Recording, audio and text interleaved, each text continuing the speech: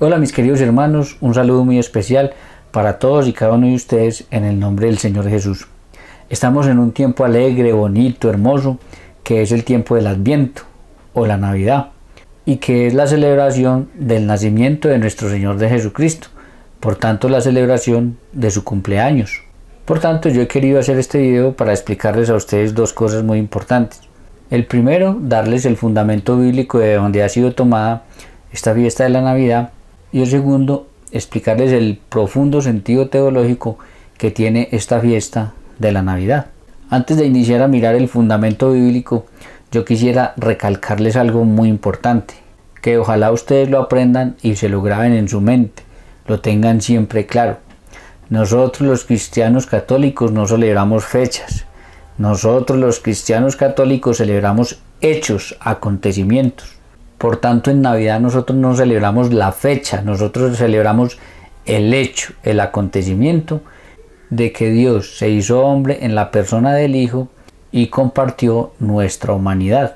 Ahora, para entender el aspecto bíblico de la Navidad, lo primero que tenemos que tener presente nosotros es que todas nuestras fiestas cristianas vienen precedidas por una fiesta judía. ¿Por qué? Porque el Nuevo Testamento es la realización de todo el Antiguo Testamento, pero de una forma espiritual y perfecta. Y por eso todas las fiestas del Nuevo Testamento nacen de una fiesta del Antiguo Testamento. Es así como, por ejemplo, nuestra Pascua cristiana nace en una Pascua judía. Es así como, por ejemplo, también nuestro Pentecostés cristiano nace en una fiesta del Shavuot o Pentecostés judío. Y de esa misma manera, como estas fiestas del Antiguo Testamento han tenido su realización espiritual y perfecta en el Nuevo Testamento, pues la Navidad también tiene su procedencia en el Antiguo Testamento, en una fiesta que celebran los judíos, escúchenme bien, en una fiesta que celebran los judíos incluso hasta el día de hoy. Y esa fiesta, que ya les voy a decir cómo se llama, la encontramos en el primer libro de los Macabeos, capítulo 4, versículo 52 y siguiente, que dice de la siguiente manera, presten atención a lo que dice. El día 25 del noveno mes, llamado Quisleu, del año 148, se levantaron al romper el día y ofrecieron en el nuevo altar de los holocaustos que habían construido un sacrificio conforme a la ley. Precisamente fue inaugurado el altar con cánticos, cítaras, liras y címbalos, en el mismo tiempo y en el mismo día en que los paganos lo habían profanado. Pero el pueblo entero se postró en tierra y adoró y bendijo al cielo, que los había conducido al triunfo. Durante 8 días celebraron la dedicación al altar y ofrecieron con alegría holocaustos y el sacrificio de comunión y de acción de gracias.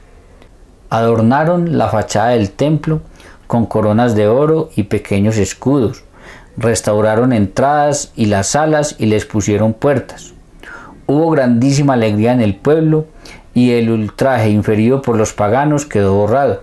Judas, de acuerdo con sus hermanos y con toda la asamblea de Israel, decidió que cada año a su debido tiempo y durante 8 días, al contar el 25 del mes de Quisleu, se celebrara con alborozo y regocijo el aniversario de la dedicación del altar. Varias cosas que analizar de este pasaje bíblico que hemos leído. Si ustedes prestaron atención a la lectura, se dieron cuenta que varias veces mencionamos el 25 del mes de Quisleu. Y resulta de que el mes de Quisleu judío es el equivalente al mes de diciembre de nosotros los cristianos. Lo único que tiene es que en algunos casos el mes de Quisleu para ellos puede tener una diferencia entre 15 o 20 días máximo con el mes de diciembre de nosotros. ¿Por qué se da esta situación? Esta situación se da porque los meses judíos son lunares, ellos se rigen por la luna, y los meses nuestros son solares, nosotros nos regimos por el sol. Entonces, de acuerdo a cómo esté la luna, el mes de Quisleu se puede estar moviendo unos 15 días con relación al mes de diciembre de nosotros. Eso es lo único que puede ocurrir en algunas ocasiones y por tanto puede que el mes de Quisleu para ellos empiece a mitad del mes de diciembre para nosotros, que esté movido unos 15 días, pero el mes de Quisleo para ellos es el equivalente al mes de diciembre para nosotros. Y ahí en este pasaje bíblico, como se dieron cuenta, varias veces, vuelvo y repito, se mencionó el 25 de Quisleo porque algo importante sucedió en esa fecha. Y resulta de que lo que pasó fue lo siguiente.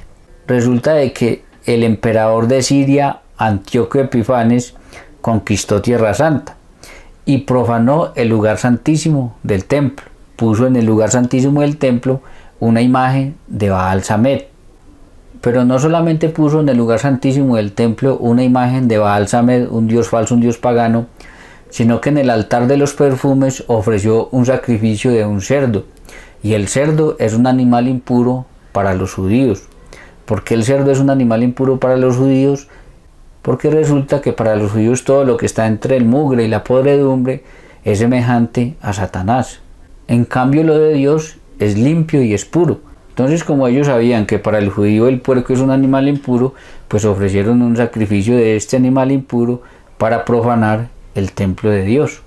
Entonces resulta que contra esto los hermanos macabeos hicieron una guerra de guerrillas hasta que expulsaron a los sirios de Tierra Santa. Pero cuando lograron sacar a los sirios de allí de Tierra Santa y fueron al templo, se dieron cuenta que el templo estaba totalmente profanado y que la menorá, que es una lámpara con 7 brazos que mantenía encendida en el templo, se le había acabado el aceite. Lo curioso es que ese aceite que se le echaba a esa lámpara tenía que ser aceite virgen, aceite puro. Y como se le había acabado, tenían el siguiente problema, porque ese aceite puro ellos lo sacaban de la siguiente manera. Ese aceite salía de unas aceitunas, pero resulta que ellos tenían unos cajones grandes de piedra donde cogían y echaban esas aceitunas. Luego cogían unas piedras grandes también, las ponían encima, y a la medida que iban haciendo presión, pues entonces el aceite iba saliendo por un tubo donde lo recogían. Pero resulta de que el aceite que se le echaba a la menorá tenía que ser puro, y el aceite puro era aquel aceite que cuando iban echando las aceitunas unas encima de otras, pues las aceitunas de encima iban haciendo presión en las de abajo, y ese aceite que salía era el que ellos consideraban un aceite puro, porque después que le ponían ya las piedras encima para sacar más aceite, pues entonces ya ese aceite salía contaminado con tierra y con polvo, y por eso ya ellos no consideraban que ese aceite fuera puro. Y ese aceite virgen, ese aceite puro, era el que ellos usaban para ungir en el templo, para consagrar las cosas, y era el que le echaban a la menorá de esos 7 brazos que permanecía prendida en el templo. Entonces cuando ellos llegaron se dieron cuenta que la menorá apenas tenía un poquito de candela, que el proceso para sacar el aceite virgen era un proceso largo, no lo podían hacer inmediatamente, tenían que coger las aceitunas, traerlas y hacer todo el proceso para sacarlo. Entonces ellos empezaron a reconstruir el altar que estaba profanado. Cogieron el altar viejo, el profanado, y lo tiraron al Valle de la Gehenna. El Valle de la Gehenna era un lugar que estaba a las afueras de Jerusalén, donde tiraban todas aquellas cosas que ya nunca más se iban a volver a usar, aquellas cosas que iban a desaparecer por completo. Y después de que cogieron el altar viejo profanado y lo tiraron al Valle de la Gehenna, pues entonces ellos hicieron un altar nuevo.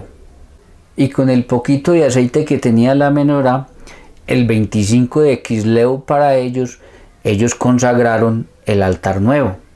Y además hicieron el sacrificio de acuerdo a como Dios lo había ordenado en la ley. Y entonces con eso ellos limpiaron por completo este altar que había sido profanado por los paganos. La tradición judía que la menorá duró 8 días prendida con el poquito de aceite que tenía, hasta que se pudo conseguir aceite virgen, aceite nuevo, aceite puro. Y a partir de ese día, como lo leímos en el pasaje bíblico, ellos van a empezar a celebrar cada año una fiesta que dura 8 días. Cada día, durante los 8 días, ellos van prendiendo una vela en honor a los 8 días que el candelabro o la menorá permaneció prendida con el poquito de aceite que tenía, mientras ellos botaron el altar viejo, hicieron un nuevo altar, ofrecieron un nuevo sacrificio y consiguieron aceite virgen para volverle a echar a la menorá. y así limpiar el templo y el altar de la profanación que había tenido por parte de los paganos. Y esa fiesta judía se llama la fiesta del Hanukkah. Ustedes la pueden buscar por internet, fiesta judía del Hanukkah, y van a poder profundizar un poquito más en esto que yo les estoy contando. Ahora miremos cómo celebran los judíos su fiesta del Hanukkah. El Hanukkah comienza para los judíos en el mes lunar de ellos, el 25 de Quisleo, que vuelvo y repito, es el equivalente a diciembre para nosotros.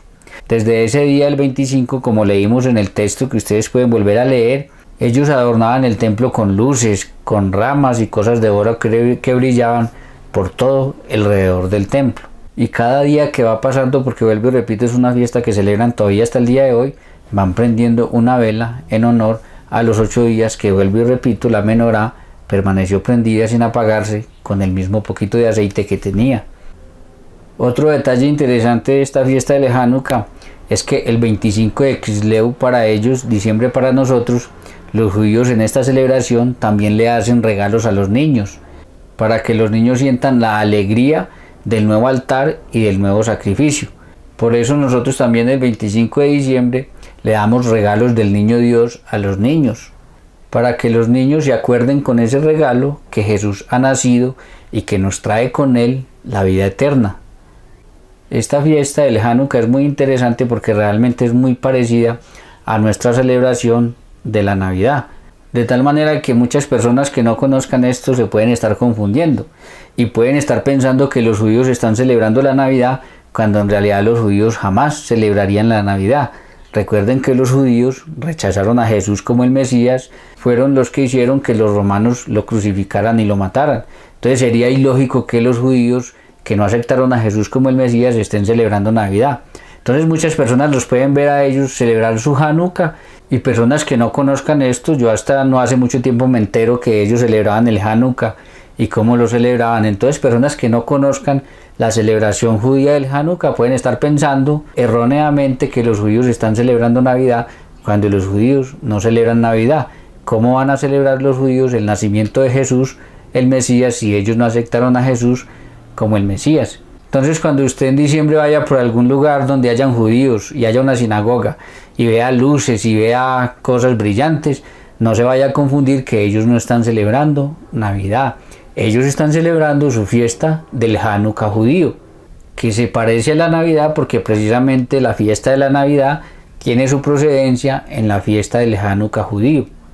Entonces, así como nuestra Pascua cristiana tiene su base en la Pascua judía, como nuestro Pentecostés tiene su base en el Pentecostés judío, en la fiesta del Shavuot judío, pues nuestra Navidad tiene su base en el Hanukkah judío.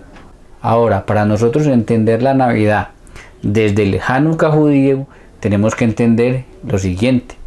Y lo que tenemos que entender es que el Hanukkah judío lo que celebra es la dedicación o la consagración de un nuevo altar y el ofrecimiento de un nuevo sacrificio después de que los paganos habían ofrecido sacrificios impuros con los cuales habían profanado el templo de Dios, el lugar santísimo. Entonces la Iglesia dice que la realización de ese signo es Cristo Jesús. ¿Por qué? Porque Cristo es el nuevo altar que reemplaza el altar judío, y Cristo además también es el nuevo sacrificio que reemplaza los sacrificios del pueblo judío. Entonces por eso la Iglesia dice que como Cristo es la plena realización de eso, entonces por eso se celebra la Navidad al mismo tiempo que se celebra el Hanukkah judío, donde Cristo pasa a ser el nuevo y verdadero altar para Dios, pero pasa a ser también el nuevo y verdadero sacrificio para Dios, dejando atrás el altar y los sacrificios del pueblo de Israel, que ya no son válidos para el Nuevo Testamento. Ya para el Nuevo Testamento el único sacrificio válido para Dios es el sacrificio de Cristo Jesús. Ahora, frente a esta celebración de esta fiesta de la Navidad, pues también hay una objeción protestante a esta celebración. Ellos no están de acuerdo y se lo pasan diciendo por todas partes que nosotros en realidad no celebramos el nacimiento de Jesucristo, sino que nosotros celebramos la fiesta al Rey Sol o al Dios Sol, más conocida como la fiesta al Sol Invictus, que era una fiesta celebrada por los romanos paganos el 25 de diciembre. Ahora, aunque coincide con la fecha, pues la Navidad no tiene absolutamente nada que ver con esta fiesta al Sol Invictus. Hay varias razones por las que esto es mentira y es falso. La primera razón es que la Navidad es una de las fiestas más antiguas celebradas en la iglesia, y los primeros cristianos le tenían pavor a todo lo que fuera pagano. Lo que pasa así es que el diablo es muy astuto.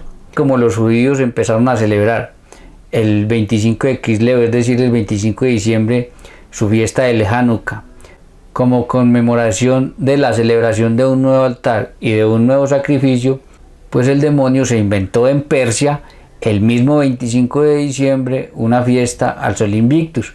¿Con qué fin? Con el fin de engañar y con el fin de confundir a las personas, cosa que hasta el sol de hoy lo ha hecho muy bien, porque mientras los judíos están celebrando su Hanukkah y nosotros estamos celebrando nuestra Navidad, hay un montón de personas haciendo creer que lo que en realidad se celebra es la fiesta al dios Sol, cuando en realidad la Navidad no tiene absolutamente nada que ver con la fiesta al Sol Invictus o al dios Sol. La Navidad tiene que ver es con el Hanukkah judío, donde nosotros como cristianos creemos que Jesucristo es la realización de ese signo, Él es el verdadero altar y es el único y verdadero sacrificio para Dios Padre en el Nuevo Testamento.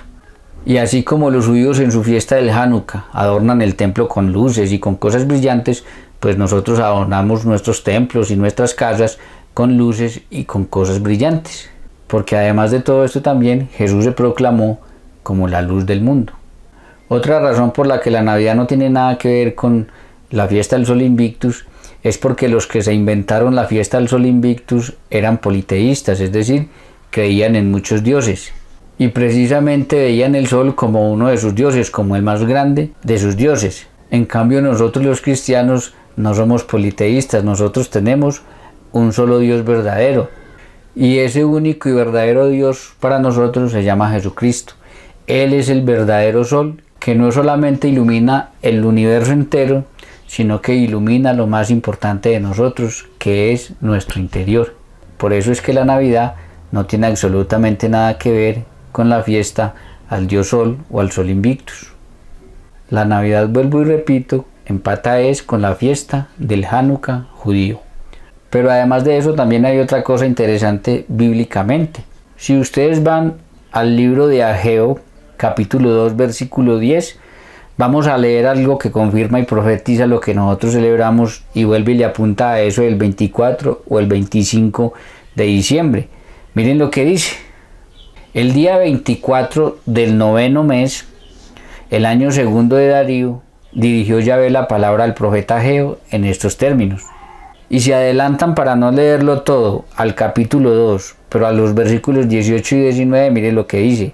Prestad pues atención a partir de este día, desde el día 24 del noveno mes, día en que se echaron los cimientos del templo de Yahvé, prestad atención. ¿Hay grano ahora en el granero? Pues si ni la vid, ni la higuera, ni el granado, ni el olivo producían fruto, desde este día yo los bendeciré. Entonces dice el Señor que a partir de el día 24 del noveno mes, que fue cuando se echaron los cimientos del templo de Dios, entonces que a partir de ese día, si nada les produce fruto, Él los va a bendecir. Ahora, para entender mejor esto que les acabo de leer, si nos atenemos nosotros a que el mes de Nisan, llamado en la Biblia el mes primero, en Éxodo 12:2, corresponde al mes de abril de nosotros, entonces al contar el noveno mes, a partir de ahí, como lo dice ahí, porque habla del noveno mes, el noveno mes después del mes de Nisan sería el mes de Kislev, que como ya les he indicado varias veces, corresponde al mes de diciembre de nosotros. Entonces repito, según Éxodo 12:2, el mes primero es el mes de Nisan. Si usted empieza a contar los meses judíos desde el mes de Nisan en adelante y cuenta 9 meses, le da el noveno mes, que fue el que acabó de mencionar el profeta Ageo, como el mes de Kislev, que vuelvo y repito, es el equivalente al mes de diciembre de nosotros. Entonces lo que dice aquí el profeta Ageo es bien interesante. Según el profeta Ageo, el 24 de Kislev, es decir, diciembre para nosotros, el 24 de diciembre, fue cuando se echó por primera vez el cimiento del templo de Dios del Antiguo Testamento.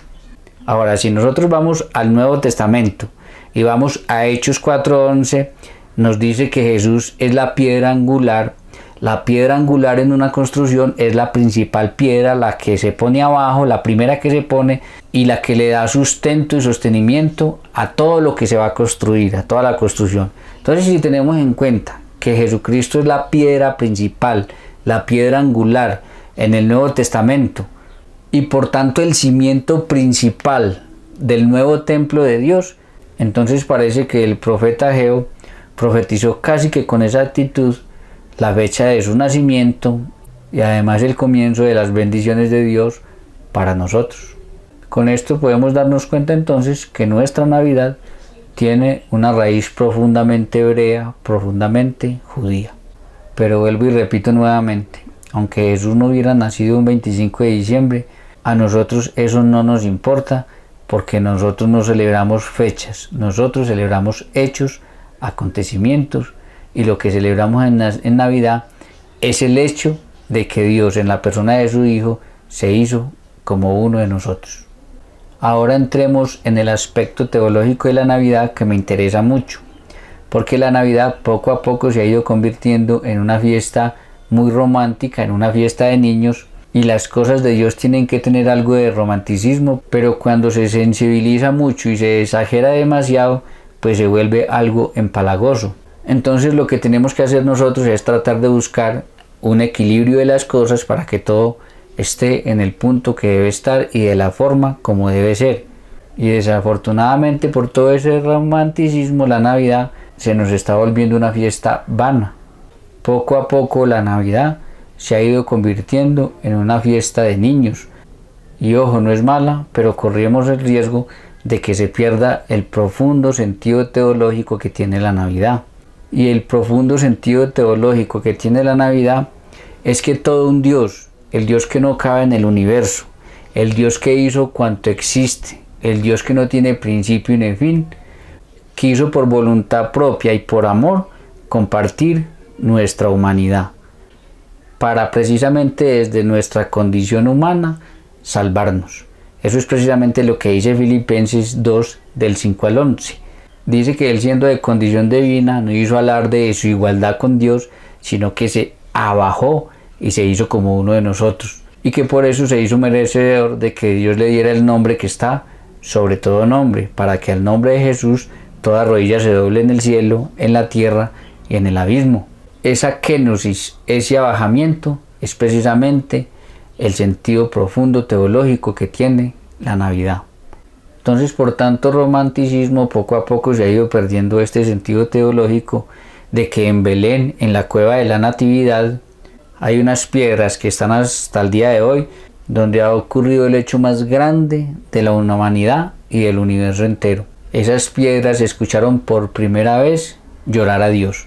Nunca se había escuchado llorar a Dios, solo cuando Jesús nace y llora, es la primera vez que el universo escuchó llorar a Dios. Pero no solamente eso, sino que también hemos perdido el hecho de que ese Dios todopoderoso pasó a ser un niño que dependía completamente de su madre, dependía completamente para todo de María. Esto es muy importante porque hasta ese momento Dios no conocía el miedo, el hambre, la angustia, la indiferencia, el dolor, el sufrimiento, etc. Hasta ese momento Dios no conocía nada de eso, pero cuando toma la decisión de abajarse y hacerse como uno de nosotros, empieza a conocer todas esas cosas. Hemos perdido también el hecho de que aparte del pecado, Jesús conoció todos los sentimientos que conocemos cada uno de nosotros, porque Él fue semejante en todo a nosotros, menos en el pecado.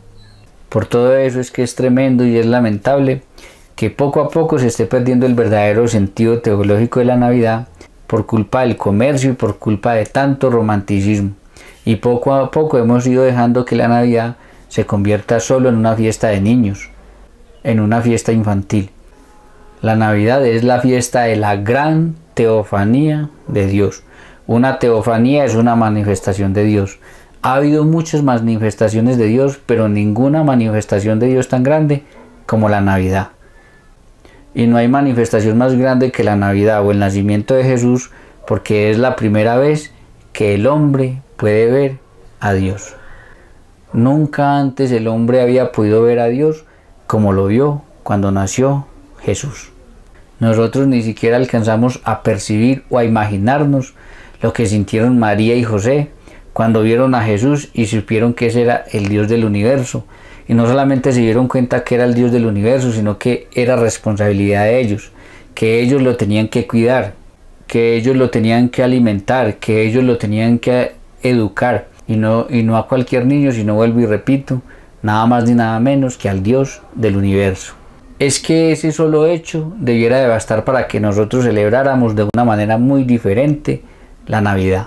Pero lastimosamente estamos deseando todo el año que llegue Navidad solamente por las cosas vanas, por las cosas pasajeras, por las cosas que no sirven para nada, solamente por el comercio y solamente pensando en que un día, por ejemplo, como el 24 de diciembre, en vez de estar celebrando con alegría en familia, que nació Jesucristo, nuevo altar, nuevo sacrificio, que el Dios que no cabe en el universo se hizo como uno de nosotros, lo que estamos esperando lastimosamente muchos es que llegue el 24 y el 25 de diciembre para emborracharnos, para irnos de rumba, etc. Y se pasa Navidad y no reflexionamos sobre estas cosas tan profundas y teológicas que son el verdadero sentido de la celebración de la Navidad. Entonces pasa Navidad y ni cuenta nos damos de qué es realmente lo que estamos celebrando y por qué lo estamos celebrando. Y estamos celebrando nada más ni nada menos el hecho, el acontecimiento de que el Dios que no cabe en el universo se hizo algo tan desvalido como un niño. No hay nada más desvalido que un niño. Donde usted deje un niño recién nacido, si nadie lo ayuda, ese niño ahí se muere. Eso fue lo que Dios se hizo por amor a nosotros, algo tan desvalido como un niño que dependía completamente de que los demás lo ayudaran. ¿Cómo es posible y en qué mente puede caber que el Dios que hizo todo cuanto existe, el Dios que no tiene principio ni fin, se haga desvalido como un niño que depende completamente de José y de María para poder salir adelante? Eso es algo que nosotros jamás podremos entender, pero que se nos pasa la Navidad y ni siquiera reflexionamos en eso. Y anhelamos la Navidad y esperamos la Navidad y llega la Navidad, pero solamente para un montón de cosas malas y paganas que no tienen nada que ver con este acontecimiento maravilloso, incomprendible para nuestra mente, que sucedió una sola vez en la historia de la humanidad. Nunca más va a volver a ocurrir que Dios se abaje y se haga como uno de nosotros, comparta nuestra humanidad, se haga completamente desvalido por el amor tan inmenso que nos tiene, y que ese hecho además fue responsabilidad de dos personas escogidas por Dios, en este caso María y José, que, vuelvo y repito, no iban a cuidar a un niño cualquiera, iban a cuidar al Dios del universo. Por eso, mis queridos hermanos, es que tenemos que volver a prestarle atención a la Navidad. Tenemos que volver a recuperar el sentido profundo teológico que tiene la Navidad. Y este video es precisamente para que pensemos en eso y empecemos a luchar nuevamente por recuperar este sentido que, vuelvo y repito, poco a poco se ha ido analizando, poco a poco se ha ido perdiendo y poco a poco ha ido desapareciendo. No en todo el mundo, porque yo no puedo generalizar. Hay personas que celebran con mucha alegría la Navidad, no pensando en lo pagano, sino pensando en el profundo sentido teológico, pero poco a poco sí se ha ido perdiendo ya en muchas familias. Ya hay familias y muchas en las que ni siquiera se menciona a Jesús en la Navidad. Y nosotros, los verdaderos creyentes, nos tenemos que encargar de volver a recuperar ese profundo sentido teológico de la Navidad. Ahora, aquí nos podemos hacer una pregunta que es muy válida. Y la pregunta que nos podemos hacer es: ¿por qué Cristo tomó la decisión de hacerse como uno de nosotros? Y la respuesta es muy sencilla. Cristo tomó la decisión de hacerse como uno de nosotros porque Dios ama lo que hace. Y por ese amor vino a redimirnos, a salvarnos del pecado. Y para poder comprender mucho mejor esto que les acabo de decir, nosotros tenemos que entender lo siguiente. Cuando Dios creó todo cuanto existe, no lo creó con las manos. Cuando Dios creó todo cuanto existe, lo creó a través de su palabra. Eso es precisamente lo que nos narra el libro del Génesis en el capítulo 1, cuando nos narra la creación. Dijo Dios, hágase tal cosa, y eso se hizo. Dijo Dios, hágase tal cosa, y eso se hizo. El Evangelio de San Juan también, en el capítulo 1, en su prólogo, nos va a decir que esa palabra que en nosotros es comunicación, en Dios era su Hijo Jesucristo.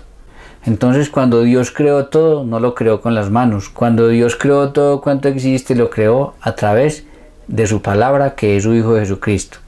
Entonces, si todo fue creado por Cristo, que es la palabra del Padre, y todo se daña, el mismo Cristo, que es la palabra del Padre, es el que viene a arreglar lo que se dañó. Se los explico con un ejemplo. Yo voy a un concesionario y me compro un carro, pongámosle que es de marca Kia. Yo voy y compro ese carro a ese concesionario y cuando yo salgo del concesionario, el carro se me daña. Pues ¿a quién es al que me corresponde llamar a mí para que me arregle ese carro? Me corresponde llamar a Kia. Entonces lo mismo pasa con Dios. Dios crea todo cuanto existe a través de su palabra, que es su Hijo. Cuando eso se daña, es su Hijo, que es su palabra, el que viene a arreglar todo lo que se dañó. Y por eso es Cristo Jesús el que viene a arreglar lo que se dañó en Adán y Eva. Entonces vuelvo y repito porque es bien interesante. Dios es el que crea, pero a través de su Hijo. Cuando todo se daña, Dios es el que arregla, pero otra vez a través de su Hijo. Y por eso vuelvo y repito, es Cristo Jesús el que viene a arreglar lo que se dañó en Adán y Eva. Esa fue la razón por la que Él vino y se hizo como uno de nosotros. Pero también hay algo muy interesante, porque resulta de que la forma de cómo lo arregló no fue desde arriba. Él siendo Dios hubiera podido arreglar todo desde arriba, pero Él no lo arregló desde allá. Él lo arregló bajándose, haciéndose como uno de nosotros, para enseñarnos también algo muy importante. Para enseñarnos y demostrarnos de que podemos ser hombres, pero podemos ser completamente obedientes y fieles a Dios y no pecar. Yo creo que el gran ejemplo de Jesucristo es que como hombre como nosotros nos enseñó que podemos ser completamente fieles a Dios y no caer en pecado. Eso fue lo que nos enseñó, porque si Él como hombre lo pudo hacer, es para enseñarnos que nosotros también podemos ser completamente fieles a Dios. Y por eso la insistencia del demonio constantemente desde que Jesús apareció era tratar de hacer que Él desobedeciera al Padre. Y Jesús nos demostró que aún en las situaciones más difíciles que podamos estar pasando en la vida, porque no hay nada más tremendo que la muerte de Jesús en la cruz. Científicamente está demostrado que no hubo nada más tremendo y más horrible que la muerte que Él tuvo en la cruz. Entonces nos demuestra a nosotros que por más difícil que sean las situaciones que pasemos en la vida, podemos incluso en medio de esas situaciones ser fieles a Dios. Y todo esto es el verdadero y profundo sentido teológico que tiene la Navidad y que nosotros debemos de volver a recuperar. Pero yo quiero terminar esta parte con algo que me llama profundamente la atención. El nacimiento de Jesús en el Evangelio de San Mateo está narrado en el capítulo 2 del versículo 1 al 13. Para no leerlo todo y simplemente resumirlo, dice que unos reyes magos vienen siguiendo una estrella, van al palacio de Herodes buscando al rey que ha nacido. Herodes no tiene ni idea, convoca a los principales del pueblo judío, indaga con ellos dónde tenía que nacer el Mesías, le dicen que en Belén. Él les dice, vayan allá y cuando lo encuentren, vienen y me dicen porque yo también lo quiero ir a adorar. Ellos van, encuentran al niño con María su madre, les llevan unos regalos y luego se les revela en sueños que no vuelvan a Herodes, sino que se vayan a su tierra por otro camino. Y me llama de sobremanera el versículo 13, que ese sí lo quiero leer. El versículo 13 dice así, Mateo 2:13 dice, después de la partida de los magos, el ángel del Señor se apareció en sueños a José y le dijo, levántate, toma al niño y a su madre y huye a Egipto, y permanece allí hasta que yo te avise, porque Herodes va a buscar al niño para matarlo. Y me llama profundamente la atención, porque desde que Jesús nació, alguien lo quiere matar. Desde que Jesús nació, hay alguien interesado en que las generaciones de aquella época y las nuevas generaciones no nos enteremos que nos ha nacido un Mesías, un Salvador, que viene a salvarnos del demonio, el pecado y la muerte, que son los tres grandes enemigos que tenemos nosotros los seres humanos. Ahora, ¿quiénes son esos nuevos Herodes que desde que Jesús nació hasta el día de hoy lo quieren matar y no quieren que nosotros nos enteremos que ha nacido ese niño, Jesús Salvador, y celebremos su cumpleaños? El primero, evidentemente, y para quien trabajan los demás, es Satanás. Satanás es el menos interesado en que las futuras generaciones se den cuenta que les ha nacido aquel que los va a librar del mismo Satanás, del demonio, del pecado y de la muerte. No le interesa para nada, porque él sabe que quien encuentre a Jesús y le sea fiel a Jesús no va a estar al alcance de sus manos, y es un alma que no se va a poder ganar. Entonces el primero es Satanás. El segundo es Santa Claus. Santa Claus ha tomado el lugar en la Navidad del Niño Jesús, y los centros comerciales han tomado el lugar del templo. Ya hay países donde se habla más de Santa Claus que de Jesús. Ya no se menciona a Jesús para nada, sino que se tiene que mencionar esa Santa Claus. Y en muchos países del mundo también, ya lo importante no es el templo, ir al templo, sino ir al centro comercial. Mientras los centros comerciales están a reventar, que uno no puede ni andar, hay muchos templos que están vacíos y ya la gente casi no va a la celebración. Y para colmo y para acabar de ajustar también, algunos protestantes haciendo una guerra santa contra la celebración del nacimiento de Jesús, gritando por todas partes, por donde pueden, que la Navidad no es el nacimiento de Jesús, sino una fiesta pagana al son invictus, y que por tanto no se puede celebrar. Pero hay también otros grandes estudiosos de la Sagrada Escritura que andan asegurando que es muy posible que Jesús no haya nacido en diciembre. Entonces, según estos grandes estudiosos, lo mejor sería no celebrar el nacimiento de Jesús. Es una lástima que estas personas no entiendan de que no se celebra la fecha, sino el hecho, el acontecimiento, y que prefieran entonces no celebrar el nacimiento de Jesús porque no se tiene la certeza de que haya sido el 24 de diciembre. Entonces, según estos grandes estudiosos, es mejor no celebrar semejante acontecimiento.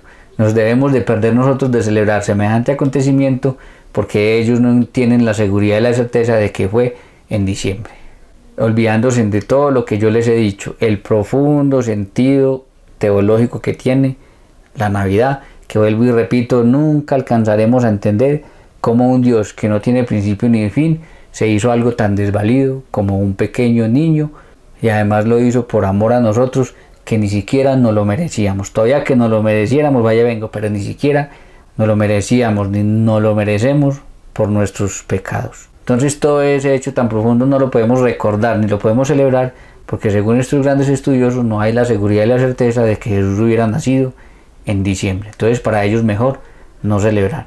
Qué tristeza de verdad que estas personas piensen de esa manera y no sean capaces de ir un poquitico más allá y mirar lo que es verdaderamente importante y profundo en todo esto de la Navidad. Y termino diciendo esto porque de verdad tenemos que volver a recuperar el sentido profundo de la Navidad, y lentamente hemos dejado que esta fiesta se nos banalice, se nos vaya convirtiendo en algo vano. La Navidad realmente es una fiesta de cumpleaños donde nosotros le compramos regalos a todo el mundo, menos al niño que está cumpliendo años. Es una fiesta donde invitamos a todos los demás y no invitamos al que está cumpliendo años. Algo que es completamente irónico, porque cuando se hace una fiesta de cumpleaños, el primer invitado es el que está cumpliendo años y todos los regalos que se llevan son para la persona que está cumpliendo años. Y nosotros en Navidad hacemos todo lo contrario. No todos, pero sí muchas personas ya están haciendo lo contrario. Invitan a todo el mundo y no invitan al personaje principal, que se llama Jesús. Le compran regalos a todo el mundo y no le dan un solo regalo al que está cumpliendo años, que se llama Jesucristo. Alguno de ustedes me puede decir, bueno, pero ¿qué regalo le puedo yo comprar a Dios? Y la respuesta por la que no encuentro un regalo para comprarle a Dios es porque nosotros lo pensamos todo en sentido material. Pero en sentido espiritual nosotros le podemos hacer muchos regalos al Señor. Qué bueno sería, por ejemplo, que usted de regalo a Jesús el día de su cumpleaños buscara reconciliarse con una persona a la que hace años de pronto no le habla. Muchas veces incluso personas de nuestra familia no les hablamos. ¿Y por qué no le hacemos ese regalo al Jesús? Si Jesús nos enseñó que a Él lo podíamos ver en los demás. ¿Por qué si tenemos la posibilidad económica no hacemos un buen mercado y vemos a Jesús en los demás, en los pobres, en los necesitados, y entonces compartimos con ellos?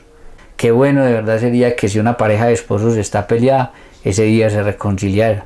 Qué bueno sería que como regalo al Señor, hijos que de pronto no se hablan con sus padres, ese día como regalo al cumpleaños de Jesús, se reconciliaran con sus padres. Qué bueno sería que nos comprometiéramos a ir dejando tanto egoísmo, tanto odio. Entonces ya hay un montón de regalos que nosotros le podemos dar el día de cumpleaños a Jesús y que seguramente los va a recibir con mucha alegría. Por eso, mis queridos hermanos, es que tenemos que volver a prestarle atención a la Navidad. Tenemos que volver a recuperar el sentido profundo, teológico que tiene la Navidad. Y este video es precisamente para que pensemos en eso y empecemos a luchar nuevamente por recuperar este sentido que, vuelvo y repito, poco a poco se ha ido analizando, poco a poco se ha ido perdiendo y poco a poco ha ido desapareciendo. Y todo esto es el verdadero y profundo sentido teológico que tiene la Navidad y que nosotros debemos de volver a recuperar.